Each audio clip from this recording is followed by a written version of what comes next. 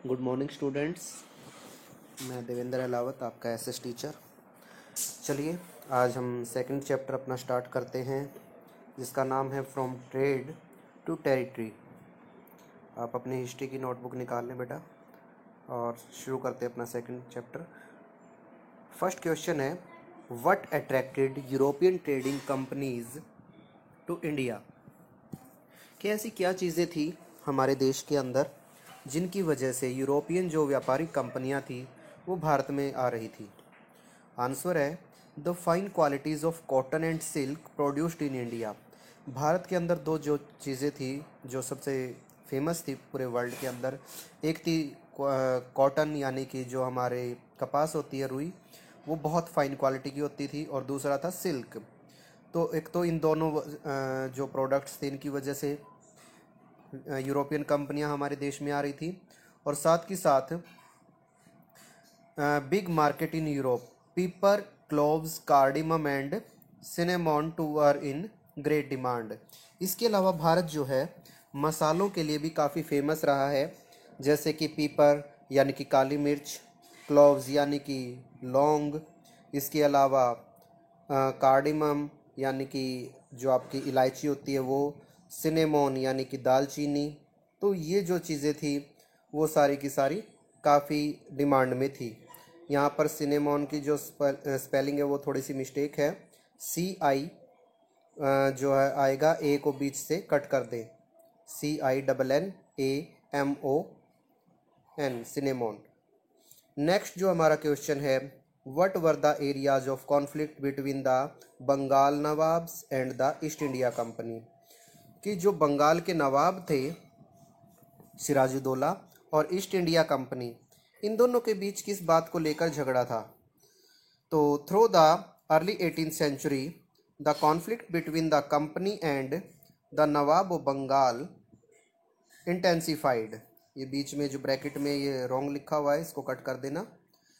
जो early 18th century थी यानी कि 18वीं शताब्दी के शुरुआत में ही कंपनी और जो बंगाल के नवाब थे उनके बीच का जो झगड़ा था, कॉन्फ्लिक्ट था, वो काफ़ी बढ़ चुका था। इंटेंसिफाइड होता है तेज हो जाना या बढ़ जाना। Nawab refuse to grant the company concession. Nawab ने कंपनी को, जो ईस्ट इंडिया कंपनी थी, उसको किसी भी प्रकार की कंसेशन यानी कि छूट देने से इनकार कर दिया। डिमांडेड लार्ज ट्रिब्यूट्स, इसके अलावा उसने उनसे नजराने मांगने शुरू कर दिए। ट्रिब्यूट्स नजराना होता है। For the company's right to trade, कि अगर कंपनी को व्यापार करना है तो राजा को कुछ उपहार या नजराने देने होंगे।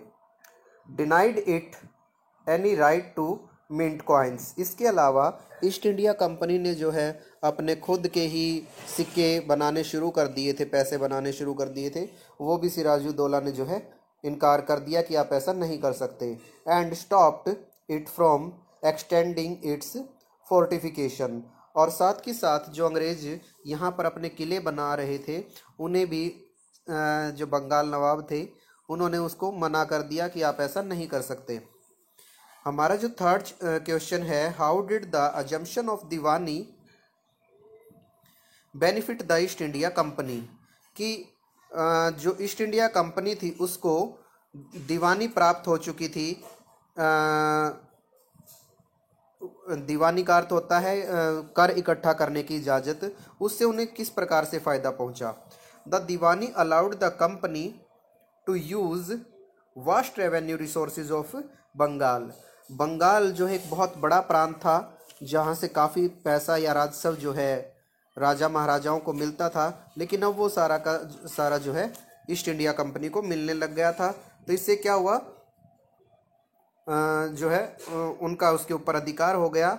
Now revenue from India could finance companies expenses खर्चे होते हैं। अब इंडिया से जो भी रेवेन्यू या राजस्व जो है वो इकट्ठा करते थे वो उसी से अपने सारे खर्चे निकाल रहे थे East India company. These revenues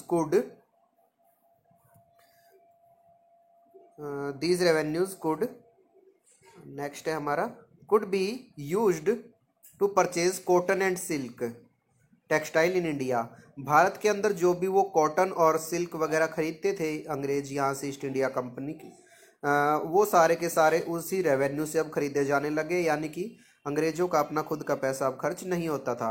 maintain companies troops, troops होती है टुकड़ियाँ, जो सेना की टुकड़ियाँ होती थी, वो भी सारी उसी से मेंटेन की जाने लगी। And meet the cost of building the company fort and offices at Calcutta, Calcutta में कंपनी के जो भी बिल्डिंग्स बनाई जा रही थी या जो ऑफिसेज बनाए जा रहे थे, वो भी सारे जो है उसी रेवेन्यू से अब किए जाने लगे। आज के लिए हम ये 3 क्वेश्चन ही करेंगे बेटा, क्योंकि वीडियो काफ़ी लंबा हो जाएगा और आप फिर इतना कर नहीं पाएंगे। तो जो हमारे नेक्स्ट जो 3 क्वेश्चन बच गए हैं वो हम कल करेंगे। Thank you very much, God bless you, take care.